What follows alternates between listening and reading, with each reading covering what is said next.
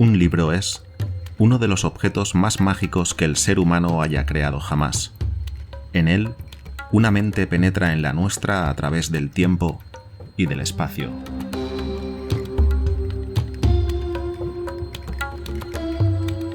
Pónganse cómodos y acompáñenme, soñadores y soñadoras.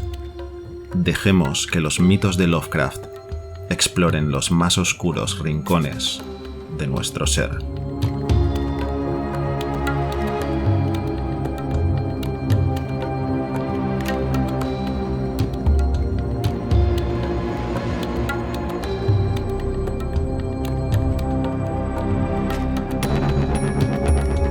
La casa habitada.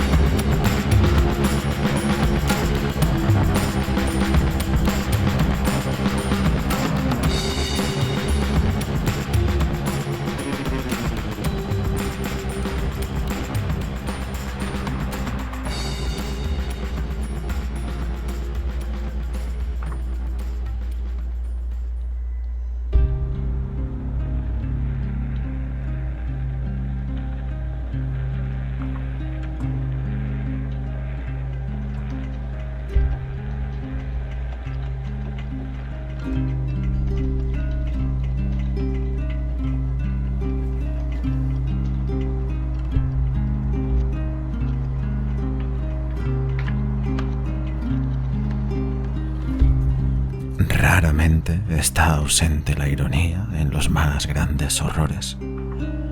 Unas veces forma parte de los mismos acontecimientos y otras ocupa solo una posición accidental entre las personas y los lugares.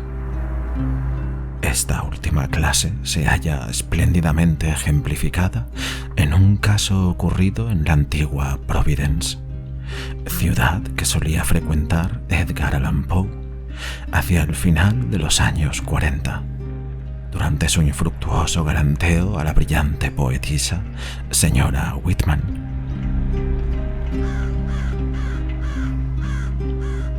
Poe se detenía por lo general ante la mansión House de Benefit Street, la posada Golden Ball rebautizada, cuyo techo ha cobijado a Washington, Jefferson y Lafayette en su paseo favorito en dirección norte.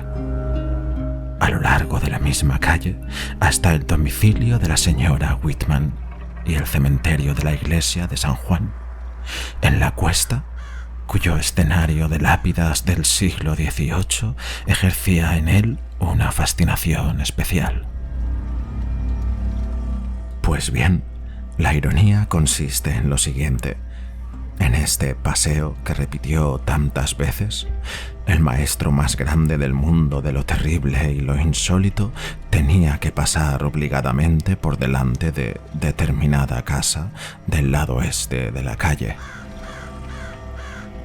Un edificio antiguo y sucio levantado en la ladera empinada de un cerro lateral, con un patio grande y descuidado que databa de un tiempo en que la zona era parcialmente campo.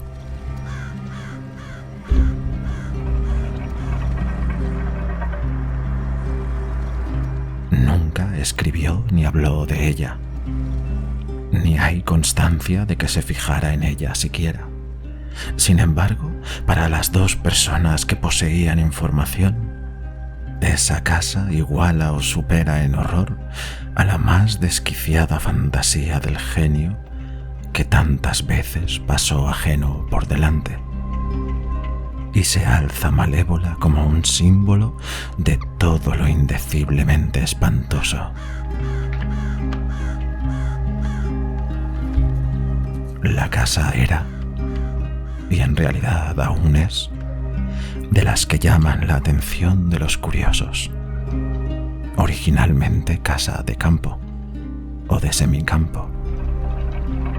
Mostraba los rasgos normales de la Nueva Inglaterra colonial de mediados del siglo XVIII, el tejado puntiagudo, que era signo de prosperidad, 2 plantas y áticos sin lumbreras, y pórtico georgiano y enmaderado interior conforme dictaba el gusto de la época.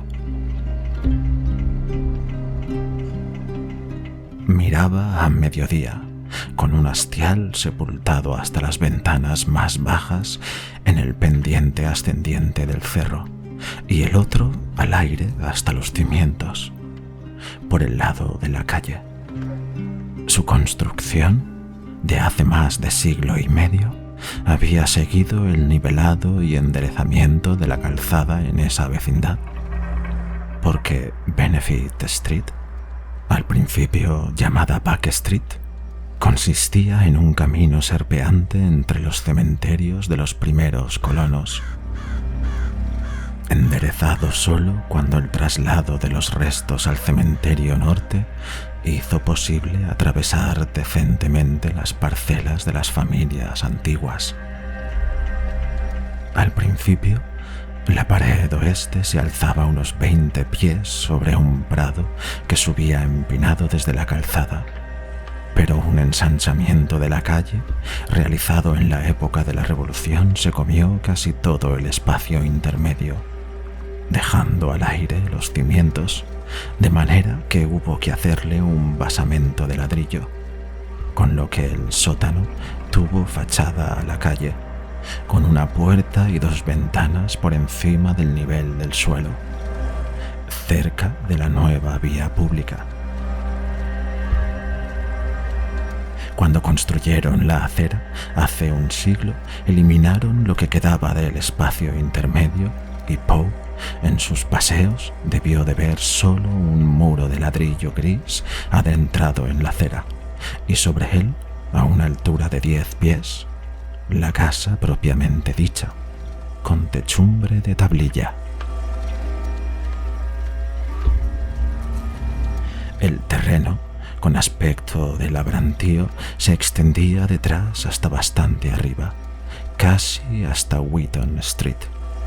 El espacio sur de la casa, que daba a Benefit Street, estaba naturalmente muy por encima del nivel de la acera y formaba una terraza que llegaba hasta un margen alto de piedra musgosa hendido por un tramo de escalones estrechos que subían, entre 2 paredes que lo encañonaban, a una región superior de césped sarnoso, húmedos muros de ladrillo y un jardín abandonado cuyas urnas desmanteladas de cemento, ollas herrumbrosas caídas de sus trípodes de palos torcidos y demás trastos hacían que resaltase la puerta expuesta a la intemperie, con su montante en abanico, podridas pilastras jónicas y carcomido frontón triangular. Lo que oí en mi juventud sobre la casa evitada era meramente que en ella moría un número alarmante de personas. Ese era el motivo, me contaron, por el que los primeros propietarios la abandonaron 20 años después de construirla. Era claramente insalubre, quizá debido a la humedad y a las colonias fungosas del sótano, al olor nauseabundo general, a las corrientes de aire de los pasillos o a la calidad del agua del pozo y la bomba. Todas estas cosas eran bastante nocivas y son las que ganaron credibilidad entre las personas que yo conocía. Finalmente, los cuadernos de mi tío anticuario, el doctor Elihu Whipple, me revelaron suposiciones vagas y oscuras que constituían un trasfondo de tradición entre los criados y la gente humilde de otro tiempo. Suposiciones que nunca llegaron lejos y que fueron en gran medida olvidadas cuando Providence se convirtió en una metrópoli, con una población moderna y cambiante.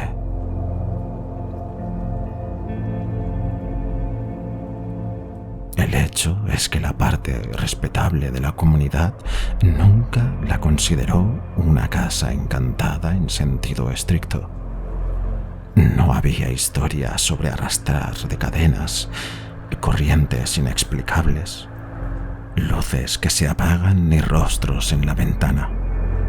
Los exagerados decían a veces que la casa traía mala suerte, pero era a lo más que llegaban. Lo que no tenía vuelta de hoja era que en ella morían excesivas personas, o para ser más exactos, habían muerto, porque desde que ocurrieron ciertos sucesos, hacía más de 60 años, el edificio había sido abandonado dada la imposibilidad de alquilarlo. Esas personas no murieron súbitamente por una causa determinada. Más bien parecía que habían ido perdiendo la vitalidad de manera solapada y que fallecieron prematuramente a causa de la debilidad a la que eran propensos de manera natural. Y los que no morían mostraban en grado diverso un tipo de anemia o consunción, y a veces un descenso de las facultades intelectuales, lo que hablaba muy a disfavor de la salubridad del edificio. Las casas vecinas, debo añadir, estaban enteramente exentas de ese carácter nocivo. Todo esto lo sabía yo antes de que mis insistentes preguntas decidieran a mi tío a enseñarme las notas que finalmente nos embarcaron en nuestra investigación. Durante mi niñez, la casa habitada estuvo vacía, con frutales improductivos, enmarañados, viejos y terribles. Una hierba alta sorprendentemente pálida, una maleza deforme en el patio en terraza de la parte de arriba, donde jamás se detenían los pájaros. Los niños solíamos invadir el lugar, y aún recuerdo mi terror juvenil no solo al morboso aspecto de esa vegetación siniestra, sino al horrible ambiente y olor de la casa ruinosa, cuya puerta principal trasponíamos en busca de sustos. Casi todas las ventanas tenían rotos sus cristales pequeños, y un aire indefinible de desolación impregnaba el precario revestimiento, las desvencijadas contraventanas interiores, el papel despellejado de las paredes, el yeso desconchado, la escalera destartalada y los muebles rotos que aún quedaban. El polvo y las telarañas añadían su toque de temor, y desde luego era valiente el muchacho que se atrevía a subir la escalera hasta el ático. Una estancia enorme con las vigas al aire, iluminada solo por ventanas abiertas en los hastiales y ocupada por un hacinamiento de sillas, baúles y ruecas que un sinfín de años habían ido amortajando y festoneando, dándoles formas infernales y monstruosas.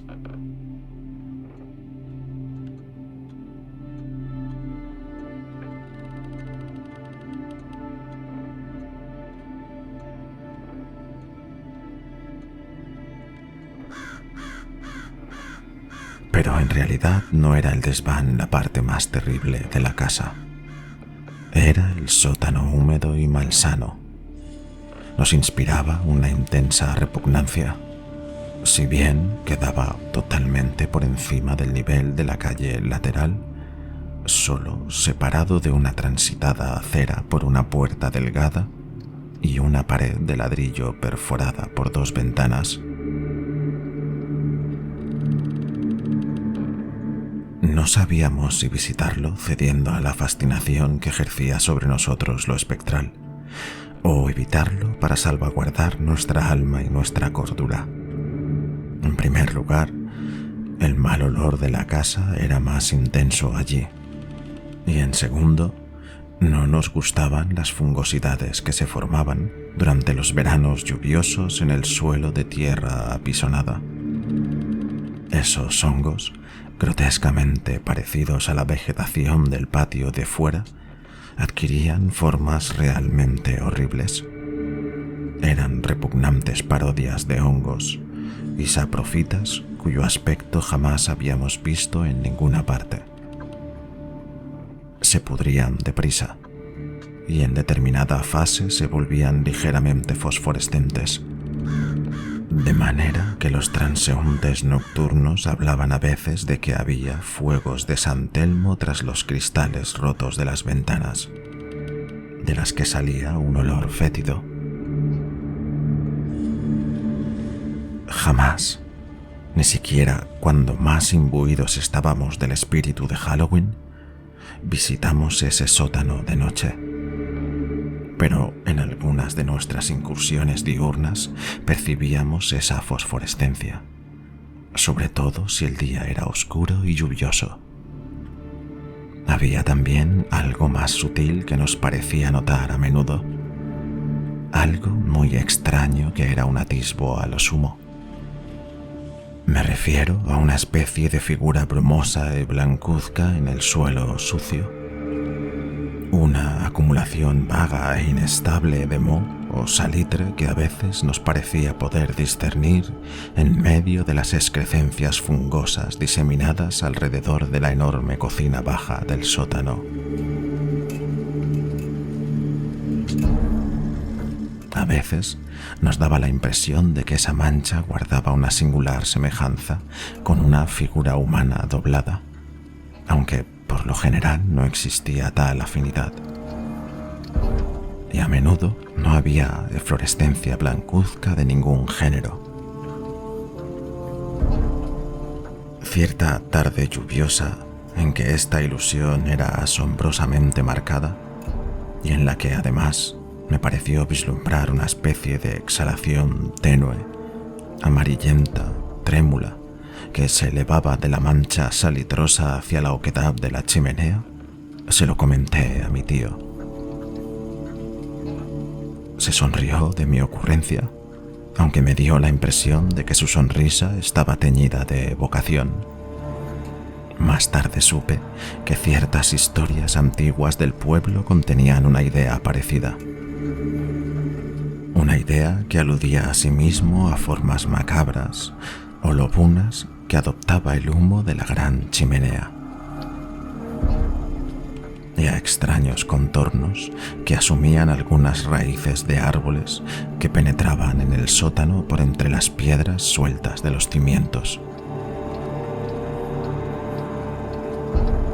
Hasta que no llegué a la edad adulta, no puso mi tío entre mí las notas y datos que había recopilado sobre la casa evitada. El doctor Whipple era un médico sano y conservador de la vieja escuela, y pese a su interés por la casa, no estaba ansioso por orientar los pensamientos de un joven hacia lo anormal. Su postura, consciente en postular que tal edificio y tal lugar poseían condiciones marcadamente antihigiénicas, no tenía nada que ver con la anormalidad. Pero se daba cuenta de que el mismo pintoresquismo que originaba su propio interés suscitaba en el espíritu fantasioso de un chico toda clase de asociaciones imaginativas.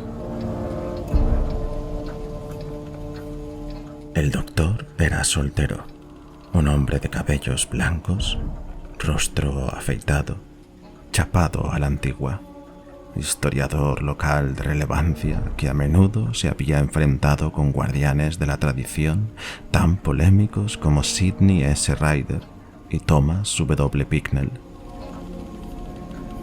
Vivía con un criado en una casa georgiana con aldaba y barandilla de hierro en la escalera de la entrada, imponentemente asentado en una pronunciada cuesta de North Court Street, al lado del antiguo patio de ladrillo y casa colonial donde su abuelo, primo del célebre corsario capitán Whipple, que prendió fuego a la goleta Gaspé de la Armada de Su Majestad en 1772, Votó en la legislatura el 4 de mayo de 1776 a favor de la independencia de la colonia de Rhode Island. A su alrededor, en la húmeda biblioteca de techo bajo y enmaderado mohoso y blancuzco, tallados sobre manto en la chimenea y ventanas de cristales pequeños oscurecidas por las enredaderas, tenía reliquias y documentos de su antigua familia, en los que había multitud de referencias a la casa evitada de Benefit Street. Este lugar pestilente se halla a no mucha distancia, porque Benefit discurre a manera de cornisa, justo por encima del Palacio de Justicia, en lo alto de un cerro empinado sobre el que se levantó el primer asentamiento.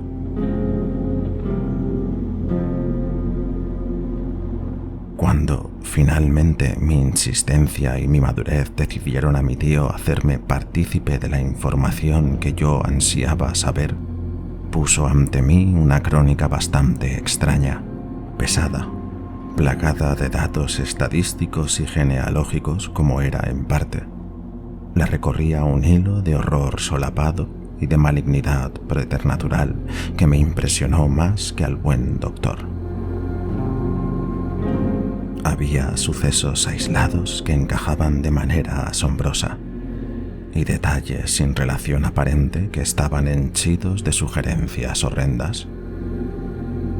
Una nueva e impaciente comezón se apoderó de mí, comparada con la cual mi curiosidad juvenil era un movimiento débil y rudimentario. La primera revelación me llevó a una investigación exhaustiva y finalmente a esa búsqueda estremecedora que resultó desastrosa para mí y mi pariente. Porque finalmente mi tío insistió en unirse a la búsqueda que yo había comenzado, y tras una noche que pasamos en esa casa, no volvió a salir. Estoy solo, sin esa alma amable, cuyos largos años conocieron únicamente el honor, la virtud, el buen gusto, la benevolencia y el saber. He erigido una urna de mármol a su memoria en el cementerio de San Juan, el lugar que le encantaba a Poe, en la sombría arboleda de sauces gigantescos en lo alto del cerro, donde los sepulcros y las lápidas se apiñan calladamente entre la mole venerable de la iglesia y las casas y los márgenes de Benefit Street.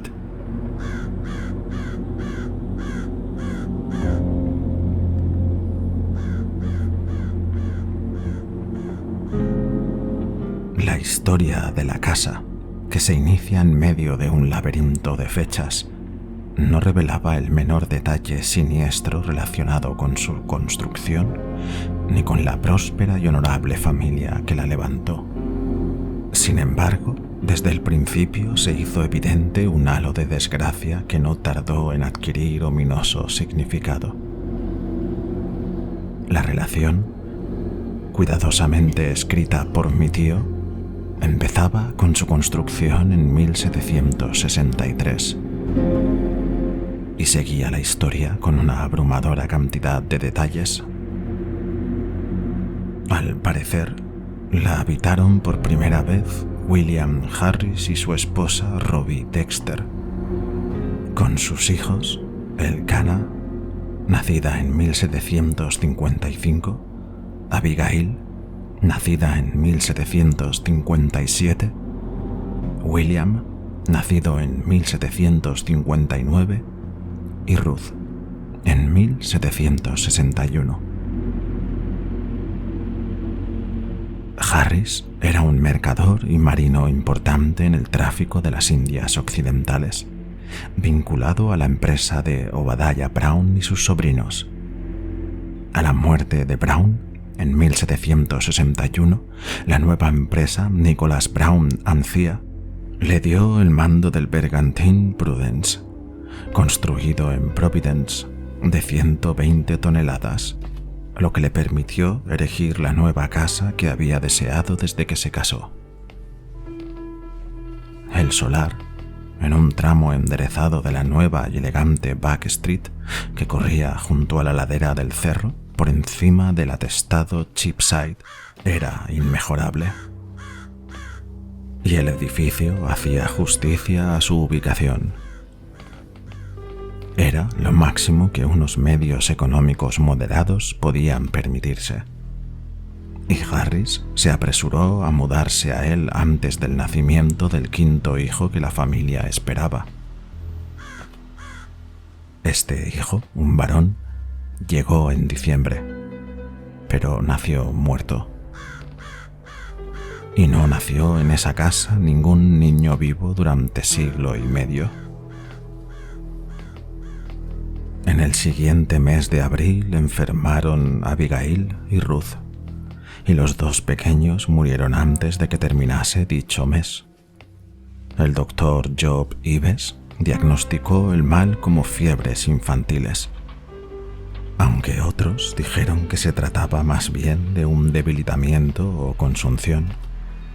En cualquier caso, parecía contagioso, porque Hannah Bowen, una de las dos criadas, murió al siguiente mes de junio. Ellie Lideason, la otra criada, se quejaba continuamente de debilidad y habría vuelto a la granja de su padre en Rehoboth de no haber sido por el súbito cariño que tomó a Mehitabel Tiers, que fue contratada en sustitución de Hannah. Murió al año siguiente, un año aciago, ya que estuvo marcado por la muerte del propio William Harris, de salud quebradiza a causa del clima de la Martinica, donde sus ocupaciones le habían retenido durante largos periodos en el decenio anterior. La viuda Robbie Harris no se recobró de la muerte de su marido, y el fallecimiento de su primogénita Elkanah 2 años más tarde fue el golpe definitivo a su razón. En 1768 cayó enferma de una especie de demencia benigna, donde entonces vivió confinada en la parte de arriba de la casa, y Mercy Dexter, su hermana mayor soltera, se mudó allí para hacerse cargo de la familia. Mercy era una mujer fea, huesuda, de gran fuerza, pero su salud fue menguando a ojos vista desde su llegada. Quería muchísimo a su desventurada hermana y sentía un cariño especial por el único sobrino que sobrevivía, William, que de un niño robusto se había convertido en un chico espigado y endeble. Ese año murió la criada Mehitabel y el criado, Preservet Smith, se marchó sin dar una explicación coherente, o al menos después de contar historias disparatadas y quejarse de que le repugnaba el olor de la casa. Durante un tiempo, Mercy no consiguió más ayuda, dado que 7 muertes y un caso de demencia, todo en espacio de 5 años, había empezado a dar consistencia a un rumor que más tarde se volvió extravagante. Finalmente, empero, consiguió nuevos criados de fuera de la ciudad. Anne White, una mujer taciturna de esa parte de North Kingstown, realzada ahora como municipio de Exeter, y un criado competente de Boston llamado Zenas Lowe. Fue Anne White la primera en dar forma definida al siniestro rumor.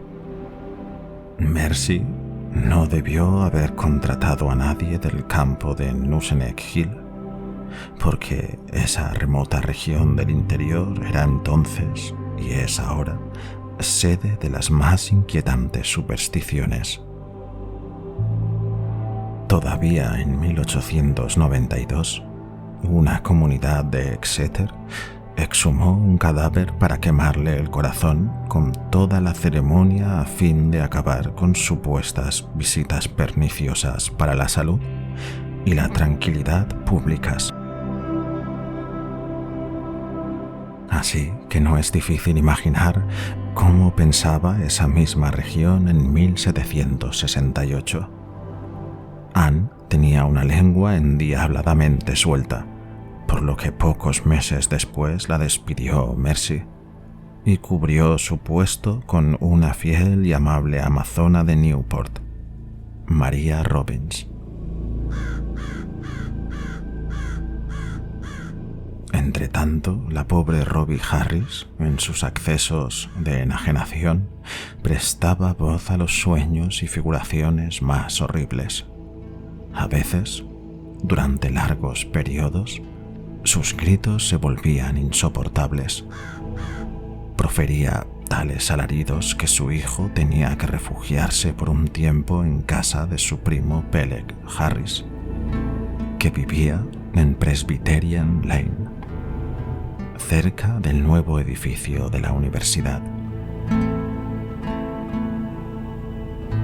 Al parecer, el muchacho volvía mejor de estas estancias, y de haber sido Mercy tan juiciosa como en bien intencionada, le habría dejado que viviese de manera estable con Peleg. La tradición no dice qué cosas exactamente gritaba la señora Harris en esos accesos de violencia, o más bien da unas explicaciones que se invalidan por sí mismas de puro absurdas. Efectivamente, es grotesco que se diga de una mujer que solo había recibido unos rudimentos de francés que gritaba a menudo durante horas en una tosca forma de esa lengua, o que, estando sola y vigilada, se quejaba desesperadamente de que algo la mordía y roía. En 1772 murió Zenas, el criado, y la señora Harris, al enterarse, se echó a reír con un regocijo horrible, cosa totalmente impropia en ella. Al año siguiente murió ella también, y fue enterrada en el cementerio norte para que descansase junto a su marido.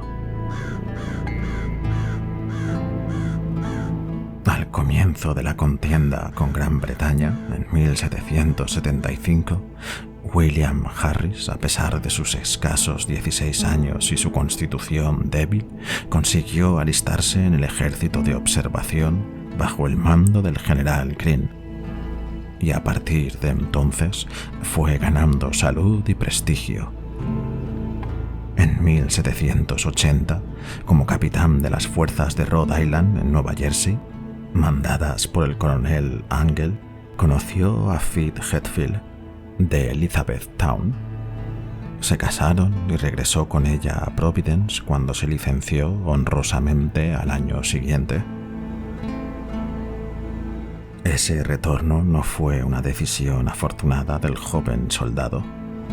La casa, es cierto, aún se hallaba en buen estado, y habían ensanchado la calle y le habían cambiado el nombre de Back Street a Benefit Street.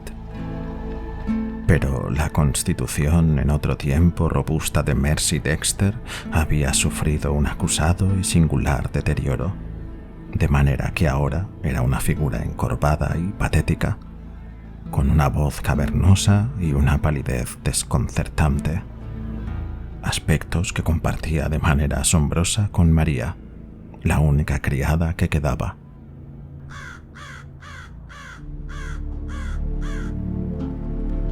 En el otoño de 1782, Phoebe Harris dio a luz una niña muerta, y el 15 del siguiente mes de mayo, Mercy Dexter abandonó este mundo tras una vida útil, austera y virtuosa. William Harris, totalmente convencido al fin de la naturaleza radicalmente malsana de su morada, dio ahora los pasos necesarios para abandonarla y cerrarla para siempre. Tomó tomó alojamiento provisional para él y su esposa en la posada recién inaugurada de Golden Ball y emprendió la construcción de una casa nueva y más hermosa en Westminster Street, en la parte de la ciudad que estaba creciendo, al otro lado del gran viaducto.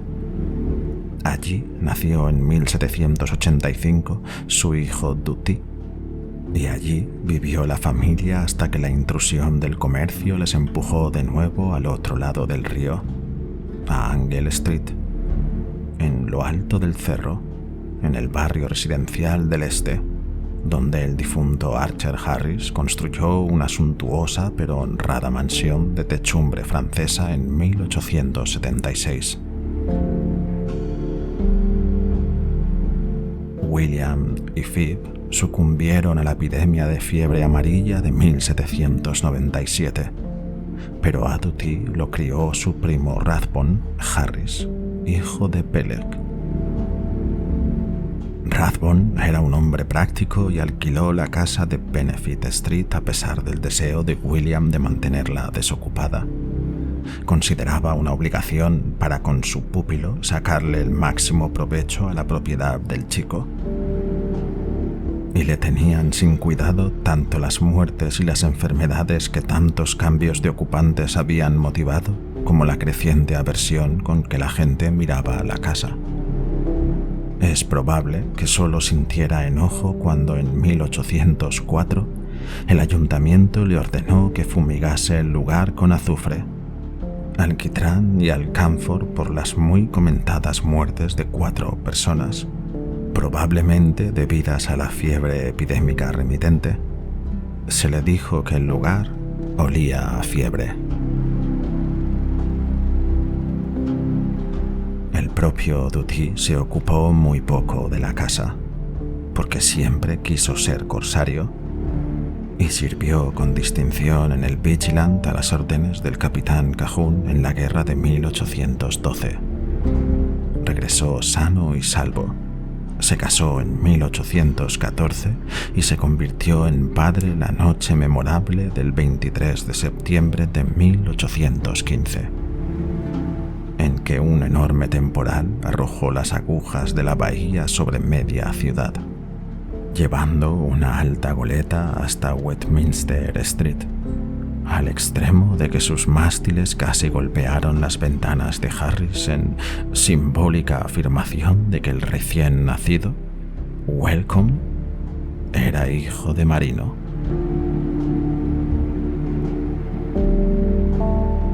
Welcome no sobrevivió a su padre, aunque vivió para sucumbir gloriosamente en Frederickinburg en 1862. Ni él ni su hijo Harker tuvieron otra idea de la casa que la de que era un estorbo casi imposible de alquilar, quizá por culpa de su humedad y su repugnante olor a suciedad vieja. Efectivamente, nunca fue alquilada después de una serie de muertes que culminaron en 1861, que la conmoción de la guerra tendió a oscurecer. Carrington Harris, último varón de la familia, solo sabía de ella que era el centro deshabitado y algo pintoresco de una leyenda, hasta que le conté mi experiencia.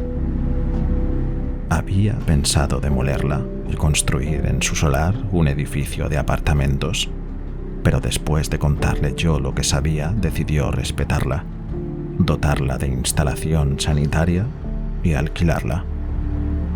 Y no ha tenido ninguna dificultad en encontrar inquilinos. El horror ha desaparecido.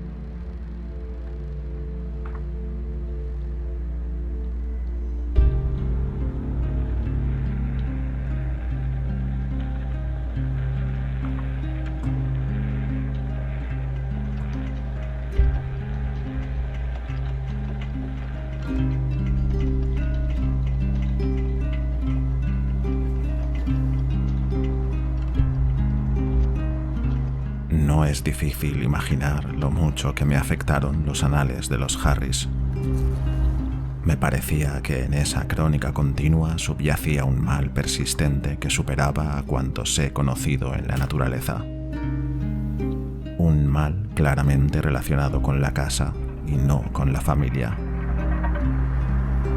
Esta impresión me la confirmaron la serie de datos heterogéneos de mi tío. Rumores transcritos de los criados, recortes de periódicos, copias de certificados de defunción redactados por médicos colegas y cosas así. No me es posible incluir todo ese material, porque mi tío era un anticuario infatigable y hondamente interesado en la casa evitada. Pero puedo referir varios detalles llamativos que adquieren importancia por su repetición a lo largo de las muchas noticias de distintas fuentes. Por ejemplo, las manifestaciones de los criados eran prácticamente unánimes en atribuir al sótano fungoso y maloliente casi toda la culpa de la maligna influencia de la casa. Había habido criados, especialmente Ann White, que se negaron a utilizar la cocina del sótano. Y al menos 3 leyendas concretas se referían a formas cuasi humanas o diabólicas que adoptaban las raíces de los árboles y las manchas de moho de esa región. Estas historias me interesaron especialmente por lo que había visto de niño, aunque intuía que en ellas lo más importante quedaba oscurecido por añadidos del acervo de tradiciones espectrales de la localidad. Ann White, con el espíritu supersticioso de Exeter, había propagado el cuento más extravagante y a la vez más coherente. Pretendía que debía de haber enterrado debajo de la casa uno de esos vampiros. Muertos que conservan la forma y la vida corporales alimentándose con la sangre o el aliento de los vivos, cuyas horrendas legiones envían al mundo sus sombras o espíritus durante la noche en busca de presas. Para destruir a un vampiro, dicen las abuelas, hay que exhumarlo y quemarle el corazón, o al menos atravesarle esa víscera con una estaca. Y la terca insistencia de Ann en organizar una búsqueda bajo el sótano había sido el principal motivo de que la despidieran. Sus historias, no obstante, tuvieron gran difusión y fueron tanto más fácilmente aceptadas cuanto que la casa se alzaba efectivamente sobre un terreno en otro tiempo utilizado como cementerio. Para mí, el interés de estas historias estaba menos en esa circunstancia que en la asombrosa manera de encajar con otras cosas determinadas. La queja al marcharse de Perceval Smith, el criado, que había precedido a Ann, de la que no sabía nada, de que algo le aspiraba el aliento por las noches. Los certificados de defunción de las víctimas de las fiebres en 1804, extendidos por el Dr. Chad Hopkins, que constataban que las 4 personas fallecidas estaban completamente exangües, y los oscuros pasajes sobre los delirios de la pobre Robbie Harris, en los que se quejaba de los dientes afilados de una presencia semivisible de ojos vidriosos. Aunque me considero libre de supersticiones sin fundamento, estas cosas me producían una sensación extraña, que se me hizo más intensa cuando tropecé con 2 recortes de prensa sobre muertes acaecidas en la casa evitada. Uno del Providence Gazette and Country Journal del 12 de abril de 1815 y otro de la Daily Transcript and Chronicle del 27 de octubre de 1845. Los 2 detallaban un hecho espantoso cuya semejanza era de lo más asombrosa. Al parecer, En los dos casos, la persona moribunda, en 1815, una dama anciana y amable llamada Stafford, y en 1845, un maestro de escuela de mediana edad llamado Eleazar Durfee, experimentaron una horrible transformación.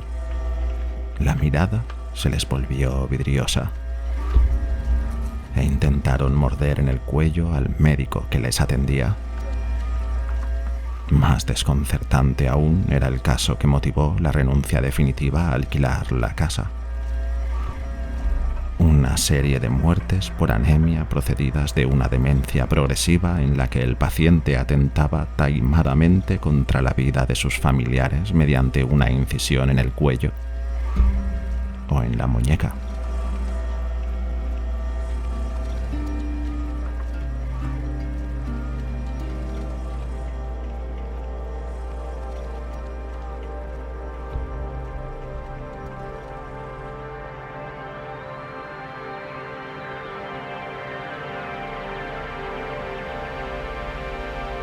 Eso fue en 1860 y 1861, cuando mi tío acababa de empezar a ejercer como médico, y antes de salir para el frente oyó hablar mucho de esos casos a sus colegas de más edad.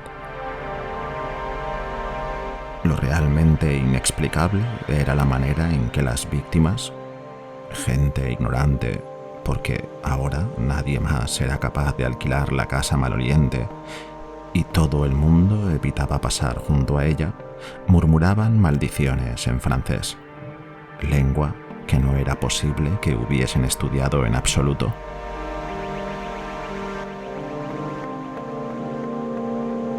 Esto le hacía pensar a uno en la pobre Robbie Harris, casi un siglo antes, y afectó de tal modo a mi tío que, después de escuchar historias de primera mano a los doctores Chase y Whitmarsh, a su regreso de la guerra, empezó a reunir referencias sobre la casa.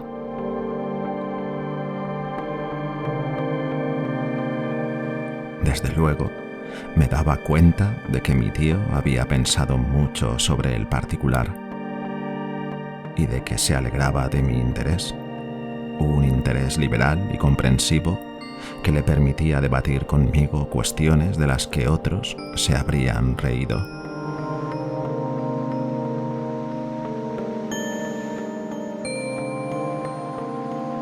Su fantasía no había llegado tan lejos como la mía, pero era consciente de que el lugar ofrecía posibilidades excepcionales a la imaginación y que era digno de tener en cuenta como fuente de inspiración en el campo de lo grotesco y lo macabro.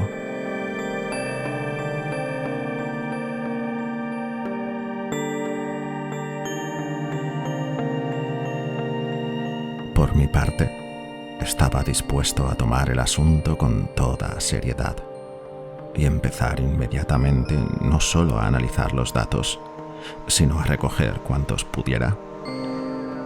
Hablé muchas veces con el viejo Archer Harris, dueño de la casa a la sazón, antes de su muerte en 1916. De él y de su hermana soltera Alice, que aún vivía, obtuve total confirmación de los datos sobre la familia que mi tío había reunido. Sin embargo, cuando les pregunté qué relación podía tener la casa con Francia o con la lengua francesa, se confesaron francamente desconcertados y tan ignorantes como yo.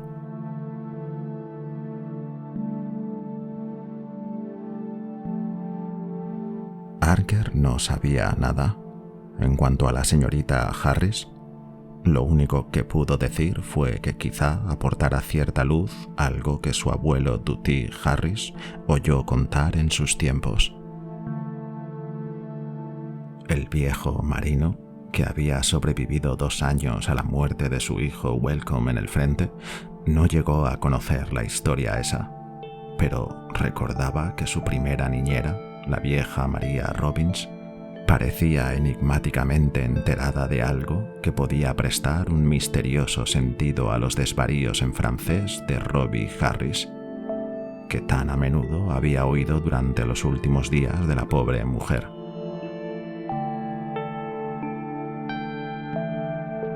María estuvo viviendo en la casa desde 1769, hasta que la familia se mudó en 1783 y había visto morir a Mercy Dexter. Una vez comentó a Dooty, un niño a la sazón, cierto detalle singular de los últimos momentos de Mercy, detalle que Dooty olvidó por completo, salvo que era singular.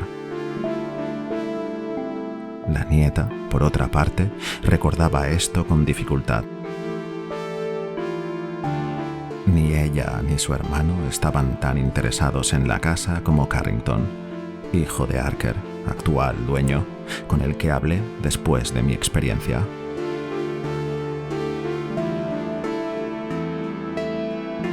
Una vez que obtuve de la familia Harris toda la información que podía proporcionar, dirigí mi atención hacia las primeras crónicas y documentos de la ciudad con un ardor más entusiasta que el que mi tío había mostrado a veces en esa misma tarea.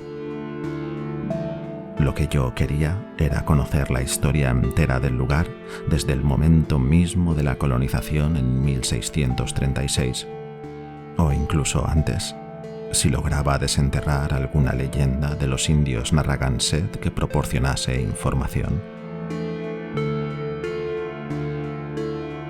Averigüé al principio que la propiedad había formado parte de una larga franja de tierra concedida originalmente a John Throckmorton, una de las muchas que arrancaba de la calle de la ciudad, junto al río, y se extendían colina arriba hasta una línea que correspondía más o menos a la moderna Hope Street. El terreno de Throckmorton se subdividió considerablemente más tarde, como es natural, y tuve que aplicarme a fondo para identificar la parte por la que más tarde debía correr Back o Benefit Street. Había sido, como decía efectivamente un rumor, el cementerio de Throckmorton, pero al estudiar más detenidamente los registros, descubrí que las sepulturas habían sido trasladadas en fecha temprana al cementerio norte, en el camino oeste de Powtucket. Luego topé de repente, por pura casualidad, ya que no estaba en los archivos principales y podía haberme pasado inadvertido, con algo que me produjo una viva ansiedad, dado que encajaba con varias de las facetas más extraordinarias del asunto. Era la escritura de un contrato de arrendamiento en 1697, de un trozo de tierra a un tal Ethne Rowlett y esposa. Por fin aparecía el elemento francés. Ese y otro profundo elemento de horror que tal nombre hizo que emergiera de los más oscuros rincones de mis multivarias lecturas de asunto preternatural. Y estudié febrilmente el plano del lugar según había sido antes del trazado y parcial enderezamiento de Back Street entre 1747 y 1758. Descubrí lo que medio me esperaba, que donde se alzaba ahora la casa evitada, los Rowlett habían efectuado sus enterramientos.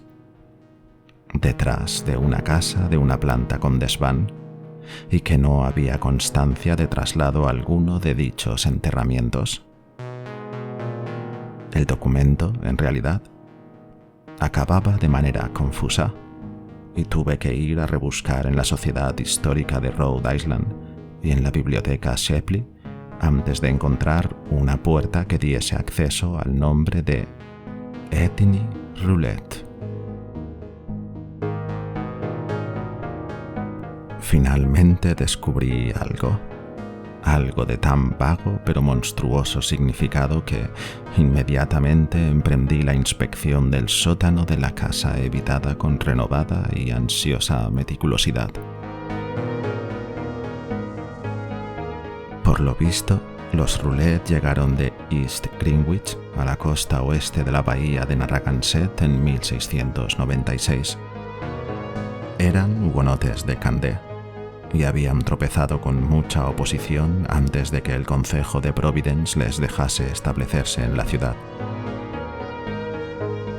La impopularidad les había perseguido en East Greenwich, a donde llegaron en 1686, tras la revocación del Edicto de Nantes, y se decía que la causa de esta aversión estaba más allá del mero prejuicio racial y nacional, o de las disputas de tierras que sumieron a colonos franceses e ingleses en rivalidades que ni siquiera el gobernador Andros fue capaz de atajar.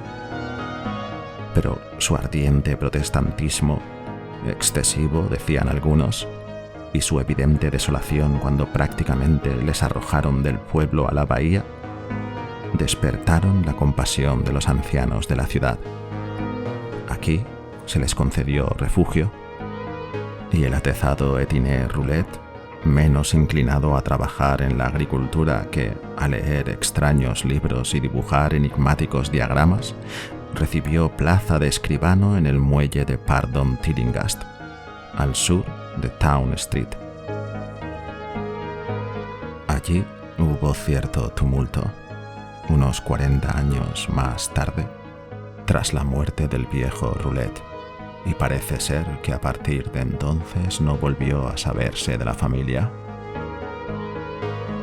Durante un siglo o más fueron bastante recordados los Roulette, a los que se achacaban violentos incidentes en la vida tranquila de esta ciudad portuaria de Nueva Inglaterra. El hijo de Etienne, Paul, un muchacho arisco cuya conducta extravagante fue probablemente la causa del tumulto que acabó con la familia, era en particular objeto de especulaciones. Y aunque Providence no compartió nunca el pánico a la brujería de sus vecinos puritanos, las viejas murmuraban abiertamente que ni rezaba sus oraciones en el momento oportuno, ni las elevaba al objeto apropiado. Esta era toda la sustancia de la leyenda que la anciana María Robbins conocía. La relación que pudiera tener con los desvaríos en francés de Robbie Harris y otros habitantes de la casa era algo que solo la imaginación o un futuro descubrimiento podrían determinar. Me preguntaba cuántos de los que habían estado al corriente de esas historias tenían conocimientos de ese vínculo adicional con lo terrible que mis extensas lecturas me habían permitido averiguar, de ese capítulo de los anales de horror morboso que habla del ser llamado Jacques Roulette de Candé, que en 1598 fue condenado a muerte por endemoniado, después salvado de la hoguera por el Parlamento de París y encerrado en un manicomio. Lo habían encontrado en un bosque, cubierto de sangre y con la carne hecha jirones, poco después de que un par de lobos mataran y destrozaran a un niño. A uno de los lobos lo habían visto alejarse sin daño. Una bonita conseja, sin duda, de extraño significado en cuanto al nombre y el lugar, pero concluí que los chismosos de Providence no la conocían. De haber sido así, la coincidencia de nombres habría propiciado alguna medida rigurosa. Y a decir verdad, ¿no habrían provocado, quizá, sus limitadas murmuraciones el tumulto final que eliminó a los Roulette de la ciudad? Ahora visité el lugar maldito más a menudo. Observaba con detenimiento la vegetación malsana del jardín, examinaba las paredes del edificio y estudiaba cada pulgada de suelo de tierra del sótano. Por último, con el permiso de Carrington Harris, hice una llave para la puerta que daba directamente a Benefit Street, ya que prefería tener un acceso más inmediato al mundo exterior que el que ofrecían la escalera oscura, el recibidor y la puerta de la calle. Y allí, donde más densamente se concentraba la morbosidad, busqué y hurgué durante largas tardes mientras el sol se filtraba por las ventanas. Y una sensación de seguridad entraba por la puerta que me situaba a pocos pasos de la plácida acera exterior. Nada nuevo compensó mis esfuerzos, solo el mismo moho deprimente y débiles indicios de olor nocivo y siluetas salitrosas en el suelo. E imagino que muchos transeúntes debieron de mirarme con curiosidad a través de los cristales rotos. Finalmente, a sugerencia de mi tío, decidí hacer estas visitas de noche, y una de las veces en que había tormenta, a eso de las 12, dirigí el haz de una linterna eléctrica hacia el suelo mohoso con sus hongos semifosforescentes de formas extrañas y retorcidas. El lugar me resultaba opresivo esa noche, de manera que casi estaba preparado cuando vi especialmente definida, o creí ver, en medio de las concentraciones salitrosas, la forma encogida que me pareció adivinar en mi adolescencia.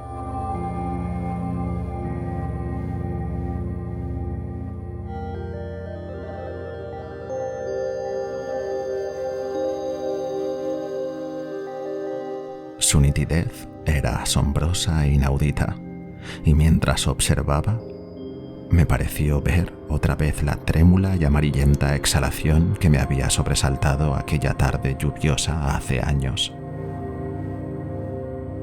Se desprendió de la mancha antropomorfa de moho junto a la cocina, en un vapor sutil, enfermizo, casi luminoso. Se quedó suspendido, temblando en la humedad, y pareció adoptar una sugerencia de forma vaga y espantosa. Se fue deshaciendo gradualmente en una descomposición neblinosa y se desplazó hacia la negrura de la gran campana de la chimenea, dejando tras de sí un rastro de fetidez. Fue verdaderamente horrible, y más para mí, dado lo que sabía del lugar. Resistiéndome a huir, me quedé mirando cómo se desvanecía, y mientras miraba, me dio la sensación de que aquello me miraba a su vez ansiosamente con ojos más imaginados que visibles. Cuando le hablé a mi tío de esto, se impresionó enormemente, y tras meditar durante una tensa hora, llegó a una decisión clara y radical. Sopesando mentalmente la importancia del asunto y el significado de nuestra relación con él, insistió en que debíamos estudiar, y si era posible eliminar, el horror de la casa, para lo cual estableceríamos vigilancia una noche o las que fueran en ese sótano mohoso invadido de hongos.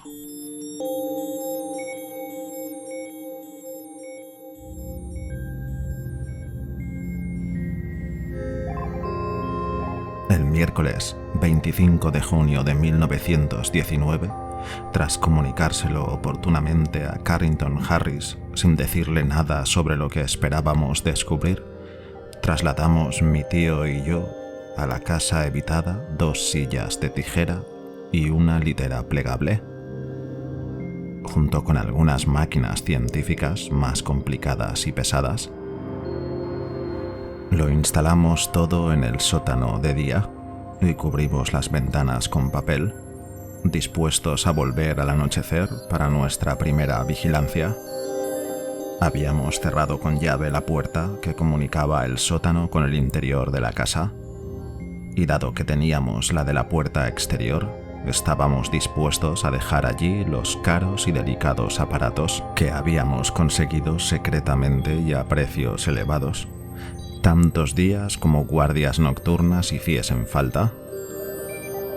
Nuestro propósito era permanecer los dos en vela hasta tarde y luego vigilar por turnos hasta el amanecer en guardias de 2 horas. Yo haría la primera y después me relevaría a mi compañero. El que no estuviese de guardia se acostaría en la litera. La natural autoridad con que mi tío obtuvo los instrumentos de los laboratorios de la Brown University y de la armería de Cranston Street, y con que asumió instintivamente la dirección de la aventura, era demostración elocuente de la poderosa vitalidad y resistencia de este hombre de 81 años. Eli Whipple había vivido conforme a las leyes higiénicas que él mismo había predicado como médico, y de no ser por lo que ocurrió más tarde, aún estaría hoy aquí lleno de vigor. Solo 2 personas tienen idea de lo que efectivamente ocurrió: Carrington Harris y yo. Tuve que decírselo a Harris porque era el dueño de la casa y merecía saber lo que había salido de ella. Pero además, le habíamos informado ya de nuestra búsqueda y tuve la seguridad, cuando desapareció mi tío, de que comprendería y me ayudaría a la hora de dar la inevitable explicación pública.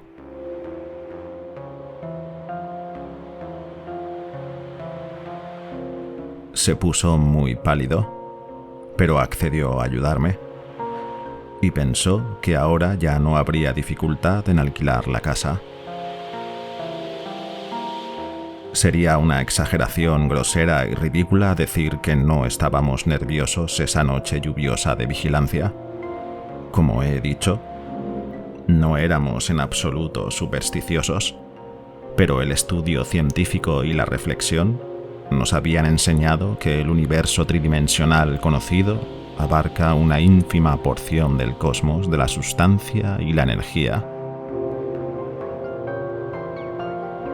En este caso, una abrumadora cantidad de testimonios procedentes de multitud de fuentes ciertas y fiables señalaban la existencia incontestable de fuerzas de gran poder, y en lo que al punto de vista humano se refiere, de una malevolencia excepcional. Afirmar que creíamos en los vampiros o en hombres lobo sería ir demasiado lejos. Más bien, habría que decir que no estábamos en condiciones de negar la posibilidad de determinadas modificaciones no conocidas ni catalogadas de fuerza vital y materia atenuada, y que acontecían excepcionalmente en el espacio tridimensional debido a una conexión más íntima con otras unidades espaciales, pero lo bastante cerca del límite de las nuestras como para proporcionarnos alguna manifestación ocasional que, por falta de una perspectiva apropiada, no podemos llegar a comprender. En resumen, nos parecía a mi tío y a mí que una serie de hechos irrefutables hacían pensar en una influencia continuada en la casa, rastreable hasta uno u otro de los repulsivos colonos franceses de hacía 2 siglos, y todavía operativa en virtud de leyes excepcionales y desconocidas del movimiento atómico y electrónico. Que la familia Roulette tuvo una conexión anormal con círculos de entidades exteriores, oscuras esferas que a la gente corriente solo inspiran repugnancia y terror, era algo que su historia parecía dejar probado. ¿No activaron los tumultos de aquellos años de 1730 determinadas pautas cinéticas en el cerebro morboso de uno o más de ellos, especialmente del siniestro Paul Roulette, las cuales sobrevivieron oscuramente a los cuerpos de los que el populacho mató y enterró, y siguieron activas en algún espacio multidimensional conforme a las originales líneas de fuerzas determinadas por un odio frenético a la comunidad entrometida? Tal cosa no era desde luego una imposibilidad física o bioquímica a la luz de una ciencia más reciente que incluye las teorías de la relatividad y de la acción interatómica. Cabría imaginar un núcleo extraño de sustancia o energía, amorfo o no, que se mantuviera vivo mediante sustracciones imperceptibles o inmateriales de fuerza vital o de tejidos, y fluidos corporales a otros seres más palpablemente vivos en los que penetraría y en cuya textura se fundiría a veces sin residuo.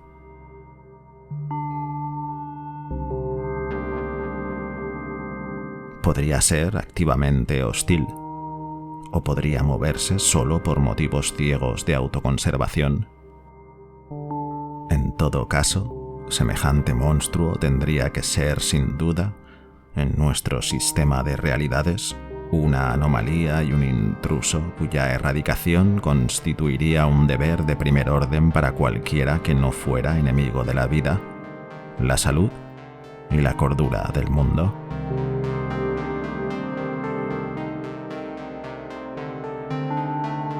Lo que nos desorientaba era no saber con qué aspecto veríamos a tal ser. Nadie mentalmente sano lo había visto, y pocos lo habían sentido de manera clara. Quizá fuera pura energía, una forma etérea y ajena al reino de la sustancia, o tal vez parcialmente material. Una masa de plasticidad equívoca y desconocida capaz de cambiarse a voluntad en brumosas aproximaciones al estado sólido, líquido, gaseoso o a una sutileza sin partículas. La mancha antropomorfa del suelo, la silueta del vapor amarillento, la forma de las raíces de la que hablaban los viejos rumores, todo parecía hacer remota referencia a la figura humana. Pero nadie sabía hasta dónde era representativa o persistente esa similitud.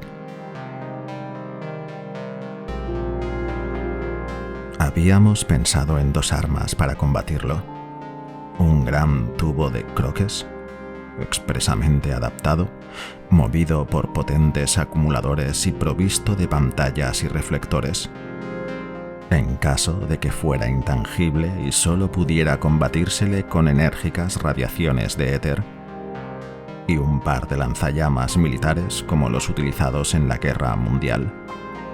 Si resultaba ser parcialmente material y se le podía destruir de manera mecánica, porque, como los rústicos supersticiosos de Exeter, estábamos dispuestos a quemarle el corazón si lo tenía.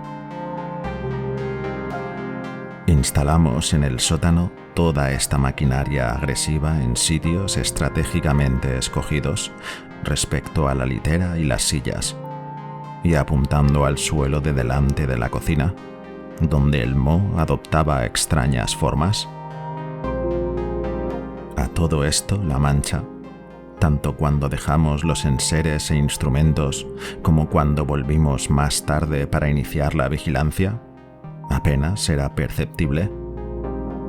Por un momento, casi dudé haberla visto más definidamente dibujada, pero entonces pensé en las leyendas.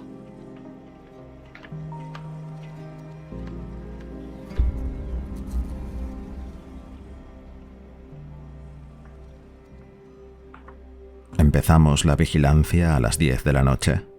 La luz diurna nos ahorró tiempo y, según se iba, no nos daba la impresión de que fuera a producirse ninguna novedad. El resplandor débil que se filtraba de las farolas de la calle azotada por la lluvia y la pálida fosforescencia de los detestables hongos del interior revelaban la piedra goteante de las paredes, de las que había desaparecido todo vestigio de cal.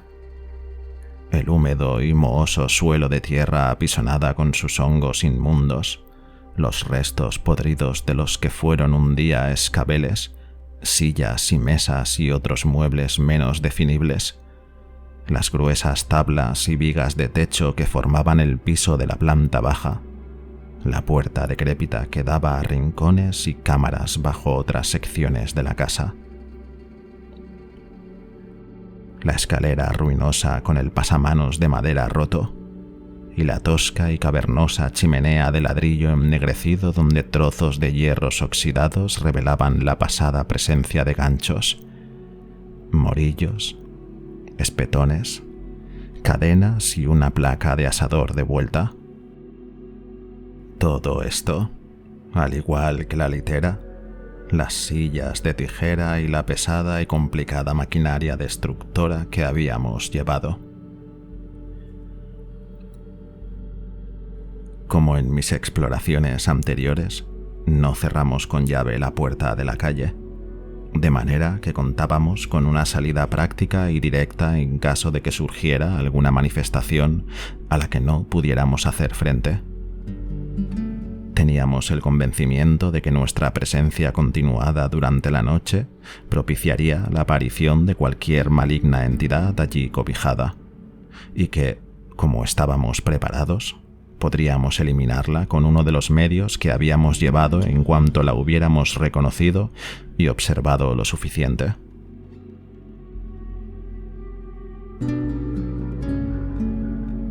No sabíamos cuánto tiempo tardaríamos en provocar la aparición de dicho ser y destruirlo.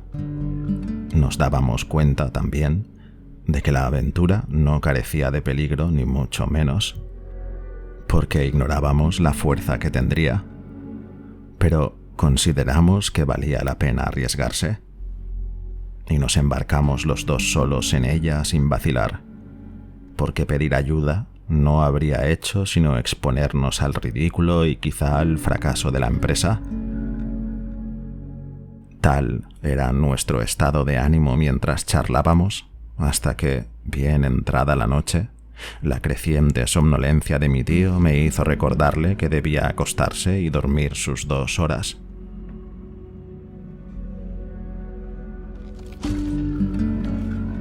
Yo sentía un frío como de miedo, allí sentado solo, en las primeras horas de la madrugada. Digo solo porque estar junto a alguien que duerme es estar solo, quizá más de lo que uno es consciente. Mi tío respiraba pesadamente, y sus profundas inspiraciones y expiraciones eran acompañadas por la lluvia de fuera y puntuadas por un enervante goteo de agua en algún lugar alejado del interior. Porque la casa era desagradablemente húmeda incluso en tiempo seco, de manera que con esta tormenta parecía un pantano.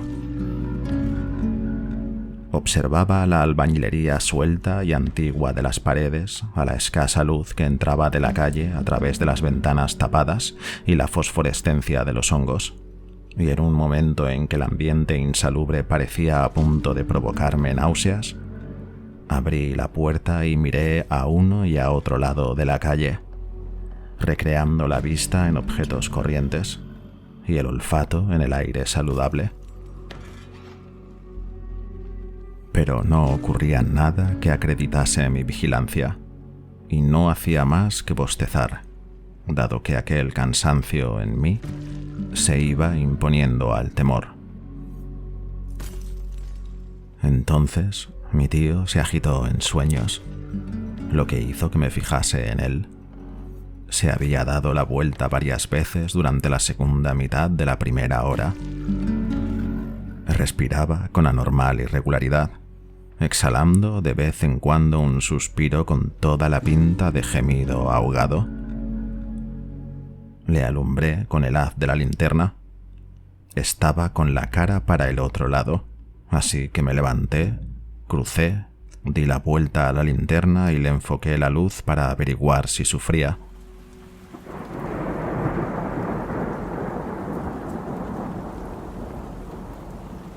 Lo que vi me turbó no poco, dada su relativa trivialidad. Sin duda se debió solo a la asociación de un detalle singular con la naturaleza siniestra del sitio donde estábamos y de nuestra misión, porque en sí el detalle no era ni horrible ni antinatural. Consistía en que el rostro de mi tío, turbado seguramente por sueños extraños inspirados por nuestra situación, reflejaba un enorme desasosiego, lo que no era en absoluto característico en él. Su expresión habitual era de una amable y educada placidez, mientras que ahora parecía que en su interior luchaban emociones diversas. Creo que, de todo, fue esta disparidad lo que principalmente me alarmó.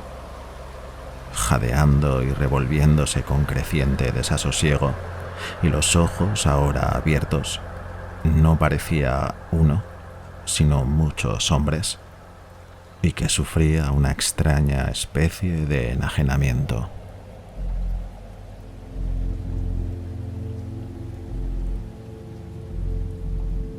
De repente empezó a murmurar, con un rictus desagradable mientras lo hacía. Al principio no se distinguían las palabras. Luego, con un sobresalto, reconocí en ellas algo que me produjo un temor frío, hasta que recordé los vastos conocimientos de mi tío y las innumerables traducciones de artículos sobre antropología y arqueología que había hecho para la Rue de Deux-Mondes, porque el venerable Elihu Whipple mascullaba en francés, y las pocas frases que logré entender parecían hacer referencia a los mitos más tenebrosos que había adaptado para la famosa revista parisina. De súbito se le cubrió la frente de sudor y se incorporó de un salto,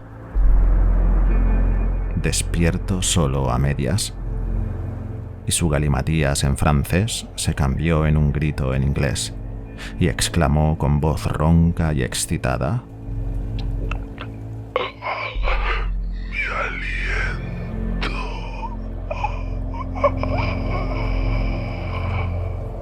A continuación se despertó del todo, y relajándosele el semblante, me cogió la mano y empezó a contarme un sueño cuya sustancia solo adivinaba yo con una especie de temor.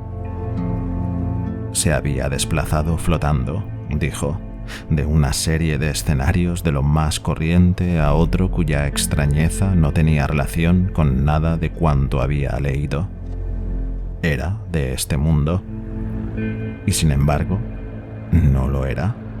Se trataba de una sombría confusión geométrica en la que veía elementos de objetos familiares en insólitas y turbadoras combinaciones. Había una sugerencia de imágenes desquiciadas, superpuestas unas a otras, disposición en la que los elementos esenciales del tiempo y el espacio parecían hallarse disueltos y mezclados de forma totalmente ilógica. En este vórtice calidoscópico de imágenes fantasmáticas había instantáneas ocasionales, si es posible utilizar ese término, singularmente claras pero de inexplicable heterogeneidad. En determinado momento creyó que estaba tendido en un hoyo excavado de cualquier manera, con una multitud de rostros airados, enmarcados por rizos desordenados y sombreros de 3 picos, que le miraban desde arriba con ceño fruncido. En otro se encontraba en el interior de una casa vieja al parecer, pero los detalles y sus moradores cambiaban continuamente, de manera que no había forma de retener la imagen de las caras ni de los muebles, ni siquiera la de la habitación, ya que sus puertas y ventanas fluctuaban igual que los objetos. Era asombroso, tremendamente asombroso, y casi con vergüenza, medio esperando que no le creyera, me confesó que muchas de las caras extrañas tenían los rasgos inequívocos de la familia Harris. Y a todo esto, tenía sensación de ahogo, como si una presencia penetrante hubiese invadido su cuerpo e intentase tomar posesión de sus órganos vitales. Me estremecí al imaginar esos órganos vitales, gastados como estaban tras 81 años de continuo funcionamiento, en conflicto con fuerzas desconocidas ante las que temblaría una constitución joven y fuerte. Pero Un momento después pensé que los sueños eran solo sueños y que estas visiones, aunque inquietantes, no debían de ser otra cosa que la reacción de mi tío a las investigaciones y a la expectación que últimamente nos tenía acaparada a la mente, con exclusión de todo lo demás. La conversación también hizo que no tardara en disipárseme la sensación de extrañeza, y un momento después dejé de reprimir los bostezos y me dispuse a aprovechar mi turno de descanso.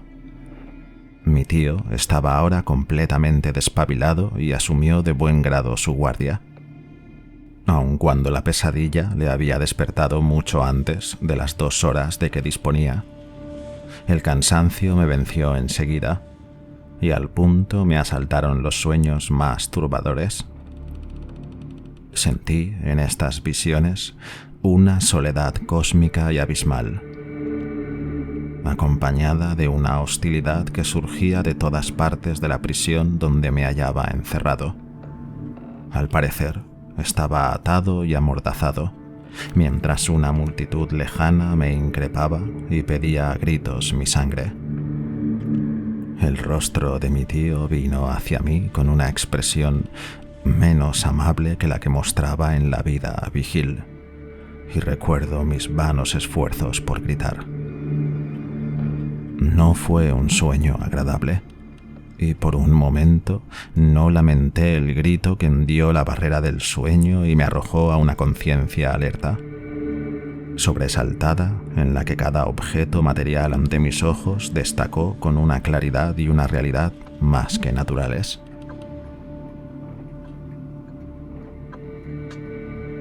Había estado tumbado de espaldas a la silla de mi tío, de manera que al abrir de repente los ojos solo vi la puerta que daba a la calle, la ventana del lado norte y la pared, el suelo y el techo de esa parte del sótano. Fotografiado todo con morbosa intensidad en mi cerebro con algo más de claridad que la fosforescencia de los hongos a la luz que entraba de la calle. No era una claridad fuerte, ni siquiera medianamente fuerte, desde luego, no lo suficiente para poder leer un libro con letra normal, pero proyectaba en el suelo mi sombra y la de la litera, y poseía una calidad amarillenta penetrante que superaba cualquier luminiscencia. Esto lo percibí con anómala nitidez, a pesar de que otros 2 sentidos míos sufrían una brutal agresión, porque en los oídos me resonaban las vibraciones de aquel grito espantoso, en tanto me llegaba al olfato un hedor nauseabundo que inundaba el lugar. Mi cerebro, tan alerta como mis sentidos, reconoció el carácter alarmante de todo esto. Y casi maquinalmente me levanté de un salto y corrí a los aparatos destructores que había dejado apuntado a la mancha mohosa de delante de la chimenea. Miré hacia allí, temeroso de lo que iba a ver, porque el grito lo había dado mi tío y no sabía a qué amenaza debía enfrentarme en defensa suya y mía. Finalmente, la visión fue peor de lo que me temía. Hay horrores que sobrepasan el horror, y esta era una de esas concentraciones de todos los espantos soñables que el cosmos se reserva para aniquilar a algún que otro desdichado. De la mancha fungosa del suelo se elevó una luminiscencia cadavéricamente amarillenta y enferma, que según borboteaba y se enroscaba, iba adoptando vagos contornos mitad humanos, mitad monstruosos de altura gigantesca, y a través de ella veía la chimenea y el hogar del otro lado. Era todo ojos. Ojos lobunos y burlones, y la rugosa cabeza de insecto en lo alto se deshizo en una banda de niebla que se rizó pútridamente y desapareció chimenea arriba. Digo que vi a ese ser, pero Solo de manera retrospectiva me es posible determinar su abominable remedo de forma. En aquel momento, para mí, era solo una nube fungosa, de tenue fosforescencia, que envolvía y disolvía reduciéndolo a una sustancia plástica repugnante, el objeto en el que tenía yo concentrada la atención. Ese objeto era mi tío, el venerable Eli Whipple, que con el rostro ennegrecido y cada vez más deshecho, sonreía y farfullaba, y movido por la furia que este horror le infundía, alargaba sus zarpas goteantes para desgarrarme.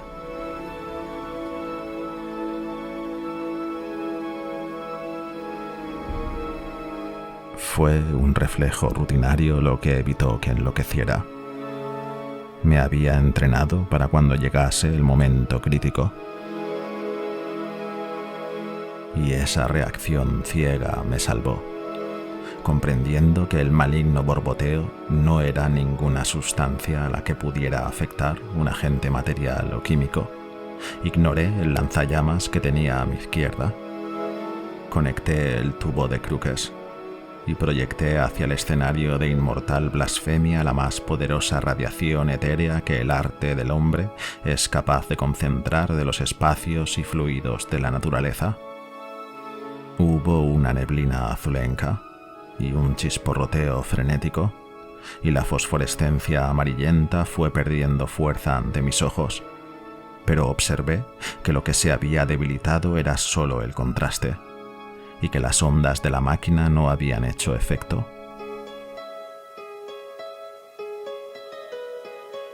Entonces, en medio de esa escena demoníaca, vi un nuevo horror que me arrancó un grito de los labios e hizo que me dirigiera a tientas, tambaleándome, hacia la puerta de la calle, sin preocuparme de qué anormalidades había liberado en el mundo, ni de qué concepto o juicio de los hombres acababa de hacerme merecedor. Envuelta en aquella mezcla borrosa de azul y amarillo, la persona de mi tío había comenzado a licuarse de una manera nauseabunda que escapa a toda descripción, y en la que su rostro desvaneciente iba experimentando cambios de identidad que solo la locura puede concebir. Era a la vez un demonio y una multitud, un pudridero y una cabalgata. Iluminado por los rayos mezclados y ondulantes, su rostro gelatinoso adoptó una docena, una veintena, un centenar de aspectos, sin dejar de sonreír mientras se hundía en un cuerpo que se derretía como el sebo, adoptando semejanzas caricaturescas de legiones de rostros extraños, y no obstante, no extraños. Vi los rostros de la estirpe de los Harris, masculinos y femeninos, adultos e infantiles, y otros viejos y jóvenes, refinados y toscos, familiares y desconocidos. Durante un segundo surgió la efigie degradada de la pobre loca Robbie Harris, cuya miniatura había visto yo en el School of Design Museum. Y en otro momento distinguí la imagen huesuda de Mercy Dexter, según la recordaba de un cuadro de la casa de Carrington Harris. Era inimaginablemente espantoso. Hacia el final, cuando una mezcla singular de rostros de criados y bebés fluctuaba cerca ya del suelo fungoso, donde se iba extendiendo el charco de grasa verdosa, pareció como si los rostros evanescentes contendieran entre sí y pugnaran por formar contornos como los del rostro amable de mi tío. Quiero pensar que en esos momentos estaba él allí y que trataba de despedirse. Creo que de mi garganta reseca brotó un adiós entrecortado en el instante en que salí tambaleante a la calle. Un delgado reguero de grasa me siguió por la puerta, hasta la acera empapada de lluvia.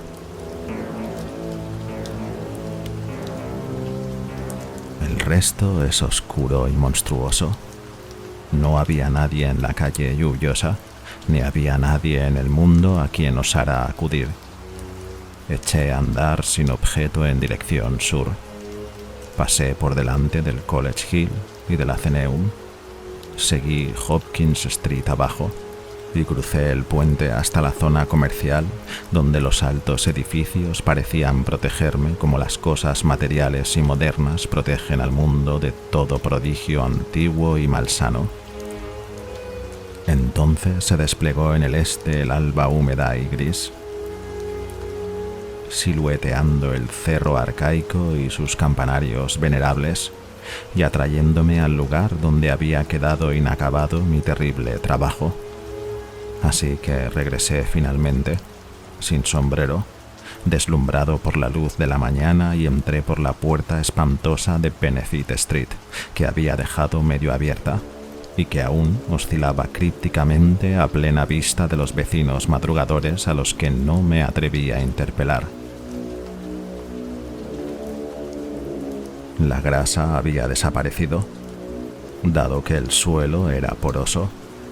Delante de la chimenea tampoco había ningún vestigio de la gigantesca y encogida forma salitrosa.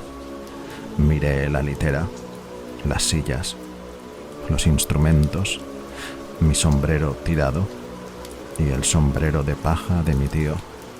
Estaba aturdido y no podía recordar qué era sueño y qué realidad. Luego me fue volviendo el discernimiento y comprendí que había presenciado cosas más horribles que las que había soñado. Me senté y traté de hacerme una idea, hasta donde me permitía la cordura, de lo que había ocurrido, y discurrir cómo podría acabar con el horror, si era efectivamente real. Corpóreo no parecía ser, ni etéreo, ni de ninguna sustancia concebible por el humano entendimiento. ¿Qué otra cosa podía ser, entonces, sino una exótica emanación, un vapor vampírico, como los que dicen los rústicos de Exeter que flotan en algunos cementerios? Esta, comprendí, era la clave, y examiné otra vez el suelo de delante de la chimenea, donde el moho y el salitre habían adoptado extrañas formas. 10 minutos después, mi cerebro tomó una determinación. Recogí el sombrero y regresé a casa. Me di un baño, comí y encargué por teléfono un pico, una pala, una careta antigas y 6 garrafas de ácido sulfúrico, y pedí que lo llevaran todo a la mañana siguiente a la puerta del sótano de la casa evitada que daba a Benefit Street. Hecho esto, intenté dormir, y al no conseguirlo, pasé las horas leyendo y componiendo versos insustanciales para contrarrestar mi estado de ánimo. Al día siguiente, a las 11 de la mañana, empecé a cavar. El tiempo era soleado, cosa que me alegraba. Había ido solo, porque, por mucho que temiera el horror desconocido al que pretendía enfrentarme, era mayor que el que me inspiraba la idea de confiar nada a nadie. Más tarde se lo conté a Harris por pura necesidad, y porque había oído hablar a los viejos de extrañas historias a las que siempre había dado poco crédito. Empecé a quitar la tierra negra y hedionda de delante de la chimenea, temblando ante la incertidumbre de lo que podía descubrir, mientras la pala hacía rezumar un icor viscoso y amarillo de los hongos blancuzcos al cortarlos.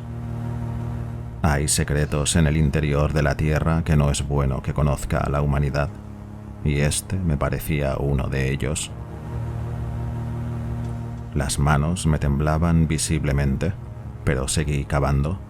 Al cabo de un rato me hallaba dentro del hoyo que había hecho, de unos 6 pies de lado. A medida que lo ahondaba, el hedor iba en aumento, por lo que ya no tuve duda de mi inminente contacto con el ser infernal, cuyas emanaciones habían tenido estigmatizada la casa durante más de siglo y medio. Me pregunté cómo sería, qué forma y qué consistencia tendría, y cuánto habría aumentado de tamaño después de tantos años de succionar vida.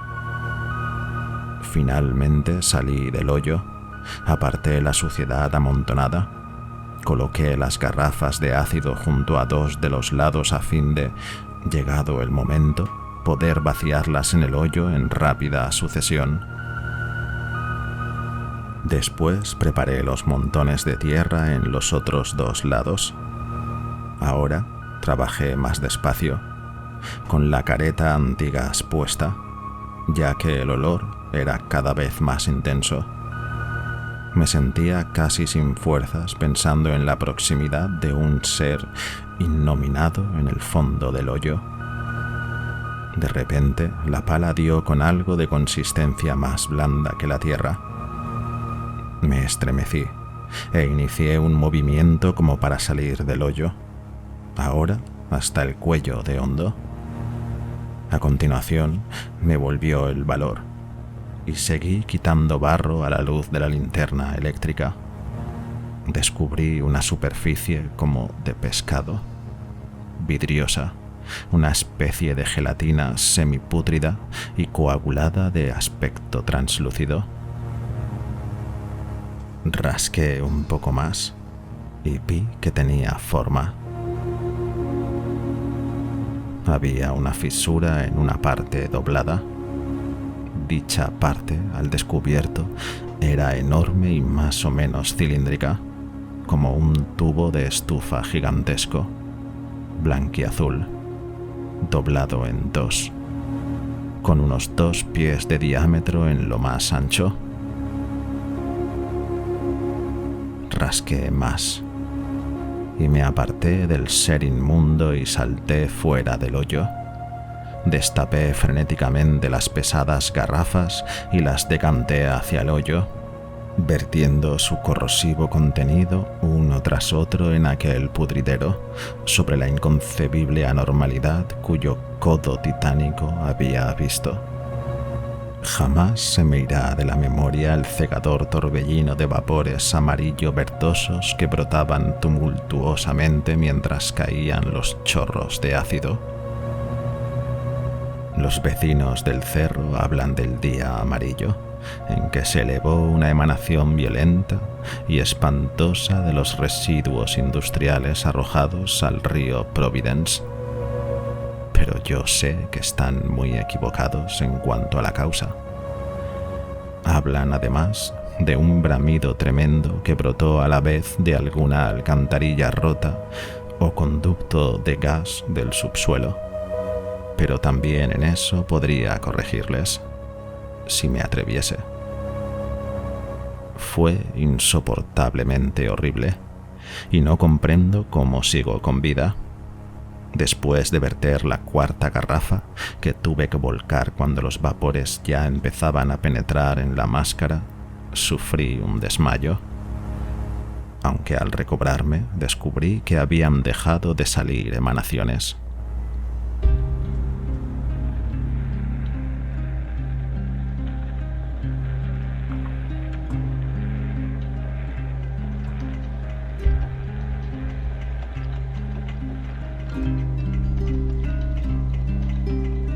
Vacié las 2 garrafas que quedaban sin más consecuencias, y un rato más tarde comprendí que podía volver a llenar de tierra el hoyo sin peligro.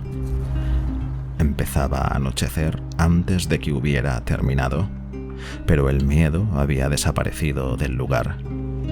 La humedad era menos fétida, y los extraños hongos habían quedado reducidos a una especie de polvo grisáceo e inocuo que andaba por el suelo como si fuese ceniza.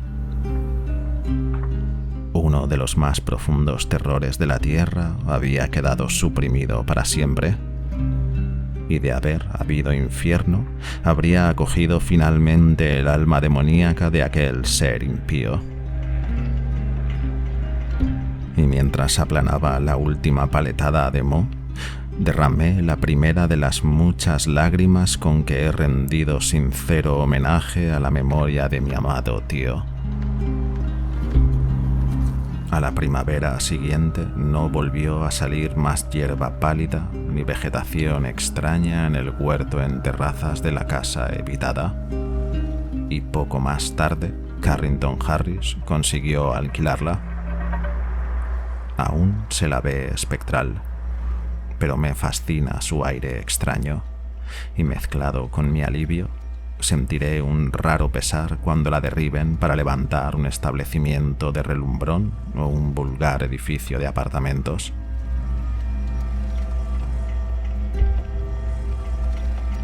Los árboles viejos e improductivos del patio han empezado a dar pequeñas y dulces manzanas. Y el año pasado los pájaros anidaron en sus ramas retorcidas.